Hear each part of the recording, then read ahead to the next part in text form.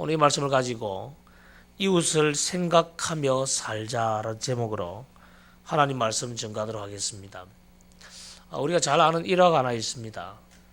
눈 덮인 산을 넘어가는 두 사람 이야기인데, 두 사람이 눈 덮인 산을 걸어가다가 하얀 눈밭에 쓰러져 있는 한 젊은이를 발견합니다.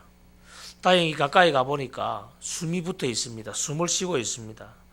그래서 한 사람은 그 젊은이를 등에 업고 눈 덮인 산을 걸어가는데, 다른 사람은 아이고 그 사람 업고 가면 빨리 못 간다, 이 추운데 얼어 죽으면 어떡하려고 그 사람을 업고 가, 혼자 살겠다고 먼저 막 가버립니다.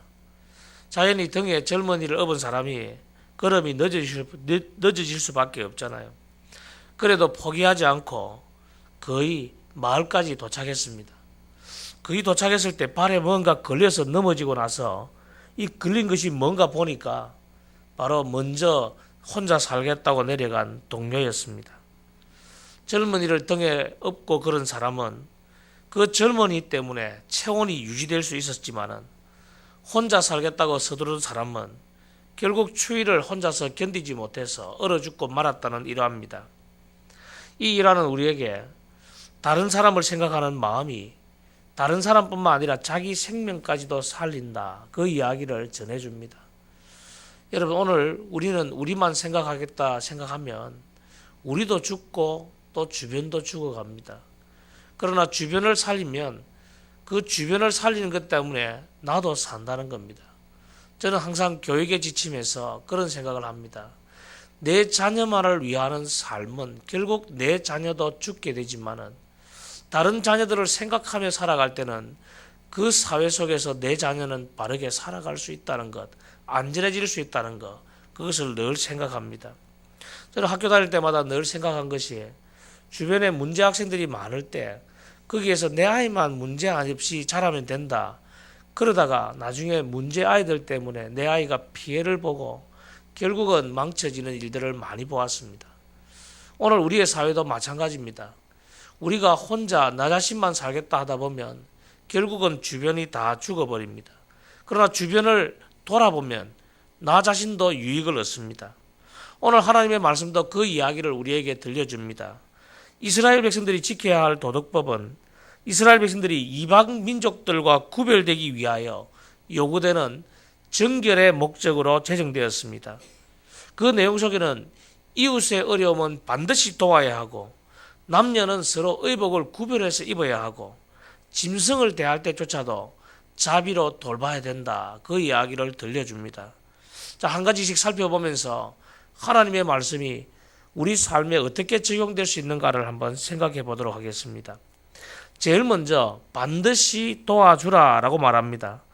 하나님을 사랑하고 반드시 바르게 경배해야 됨을 강조한 모세는 하나님 경외의 신앙이 삶 속에서 이웃에 대한 사랑으로 나타나야 함을 강조하고 있습니다. 우리가 하나님을 사랑한다라고 말한다면 말만 할 것이 아니라 그것이 정말 삶으로 보여줘야 된다라는 이야기입니다. 가령 예를 들어서 오늘 말씀에는 형제의 소나 양이 길을 잃은 것을 보면은 그거 못 본 채 하지 말고 반드시 찾아줘라. 혹시 잃어버린 물건을 보았을 때 그것을 못 본 채 하지 말고 반드시 도와주고 찾아줘라, 그런 이야기를 합니다. 여러분, 우리 그리스도인들이 함께 부름받은 형제 자매의 문제를 돌보아야 할 책임을 가지고 있습니다. 우리 주변에 도움이 필요한 사람이 누구인지, 그리고 어떻게 실질적으로 도울 수 있을 것인지, 그것을 반드시 찾아서 도와주는 것이 그리스도인들의 임무입니다. 여러분, 우리는 다들 어렵다고 말하잖아요. 내 어려움들 생각해 보면 참 큽니다. 자기의 어려움이 크지 않은 사람은 아무도 없습니다. 그러나 그 어려움들보다 다른 사람들의 어려움이 더 크다는 사실, 우리 그거 잊어버리면 안 됩니다. 저는 목회를 하면서도 제 자신을 늘 돌아보면서 그런 생각을 해봤어요. 나는 그래도 많은 혜택을 누리고 있다. 나보다 힘든 분들이 참 많다. 그렇게 개척해서 또는 시골에서 미자립 교회에서 고생하는 분들이 너무너무 많은데 그들을 돌아보면은 참 내가 부끄럽다, 그런 생각을 많이 합니다. 어떻게든 도와주려고 하는데 영향이 못 미칠 때 안타까움이 많이 있습니다만은, 하나님이 우리의 마음을 아시고 그런 마음을 품으면 도울 길을 열어주시더라고요. 그래서 그 귀한 사역은 결코 멈출 수가 없다는 생각을 합니다. 반드시 도와주는 것. 성도 여러분, 내가 한 끼 정도 안 먹어도 살아갈 수 있잖아요. 우리 새로운 옷 하나 안 입어도 얼마든지 더 좋게 살아갈 수 있지 않습니까?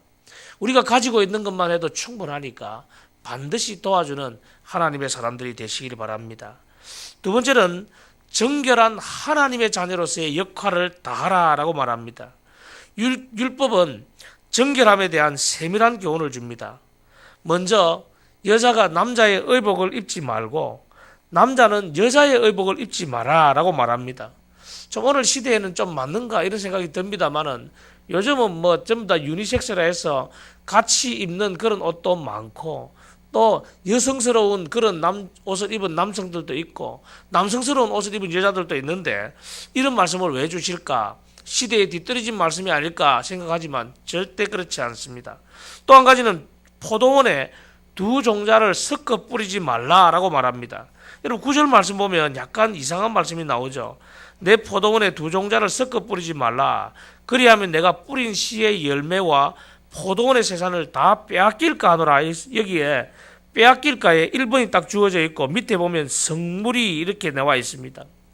이 빼앗길까 하는다, 이 빼앗김이 될까 한다, 이 말은 성결하지 못하게 된다, 깨끗하지 못하게 된다, 그런 말과 똑같았습니다.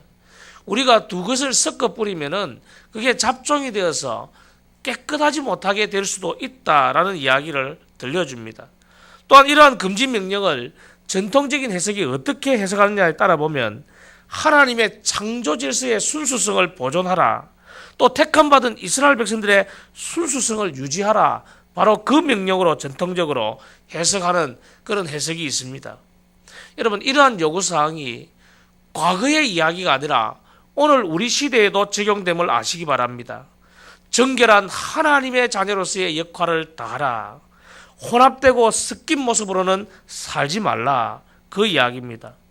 이 말은 오늘 우리 시대에 정확하게 다시 한번 적용해 보면은, 말과 행동을 순결하고 정결하게 하라, 세상의 가치와 기준을 당연한 것으로 받아들이지 말고 구별된 신앙생활을 하라, 그래서 하나님의 자녀로서의 역할을 다해라, 그 말씀입니다.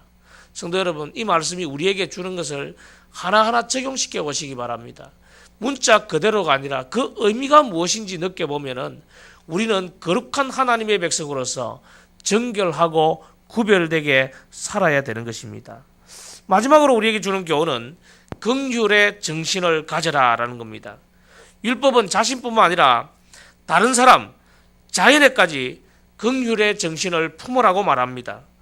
심지어는 새의 보금자리에 거기 새끼나 알이 있거든, 또 어미새가 있을 때 그 어미새와 새끼를 다 취하지 말고 어미는 놓아주고 새끼만 취하라라고 명령합니다.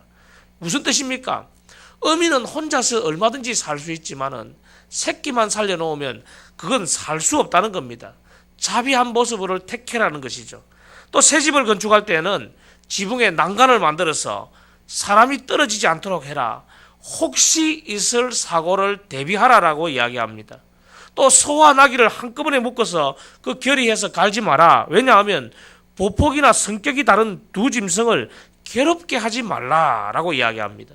또 나중에는 양털과 배실로 섞어 짠 것을 입지 말라. 저는 이것을 보니까 찢어질 경우에 여기에 큰 손해가 당할 수 있고, 또 이것을 팔 수 있지 않습니까? 짠 것을, 그것을 팔았을 경우에 다른 사람들이 공경에 빠질 수도 있다는 겁니다. 그것까지도 생각하라. 저는 이 말씀을 보면서 이러한 긍휼이야말로 하나님의 말씀을 지키는 백성들이 기본적으로 가져야 할 마음가짐이라고 보는 겁니다. 성도 여러분, 우리는 언제나 나 자신을 생각하기 쉬워요. 그리고 우리 가정 안의 울타리까지 머물기가 너무 쉽습니다. 그러나 그리스도인들은 그까지 나아가는 것이 아니라 온 세상을 가슴에 품을 만큼 넉넉한 마음을 가져야 합니다. 성도 여러분, 긍휼의 정신을 잃지 마시기 바랍니다. 어젯밤에 잠을 한숨도 못 자서 이 혀도 지금 다 부러뜨가지고 제가 오늘 뭐 완전히 어지러운 상태에서 무슨 말씀을 했는지를 모르겠어요. 그러나 하나의 기본적인 정신 하나는 우리가 하나님 앞에서 어떻게 살아야 될 것인가. 나만이 아니라 다른 사람을 배려하고 이웃을 배려하고 살아가는 것. 그것이 우리가 정말 해야 될 일입니다. 성도 여러분, 오늘 이 말씀을 가슴에 품고 우리의 이웃을 한번 떠올려 보시기 바랍니다. 내 주변에 도움이 필요한 이웃이 없는가? 공경에 빠진 이웃이 없는가? 그들을 긍휼히 여기는 마음으로 하나님 앞에 오늘 이 아침에 기도하는 복된 시간이 되기를 바랍니다.